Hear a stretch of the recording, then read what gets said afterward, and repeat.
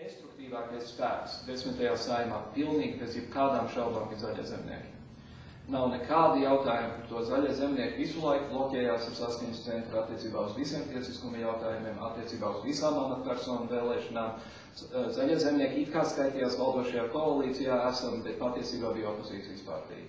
Valdošā koalīcija 10. Saeimā bija Vienotība un Nacionālā apvienība, un viņiem kopā bija tikai 40 balsis, un to, protams, nepietiek. Manā uztverē zaļie zemnieki sevi ir diskvalificējuši no atbalsta vispār, jo virzīt absurdu kompromitēto Lembērnu kā premjerministra kandidātu var darīt tikai absurdu kompromitēta partija. Par to nav absolūti nekāda jautājuma. Un tas, ka cilvēks ir populārs savā vecpilī, neatņem to faktu, ka viņš tomēr ir bezgalīgs žuļiks. Ja? Es nezinu, ko izdosies pret viņu pierādīt tiesā. Es pieļauju, ka ļoti lielā mērā, ja runa ir par kukuļdošanu 90. gados, izrādīsies, ka iestājies noilgums.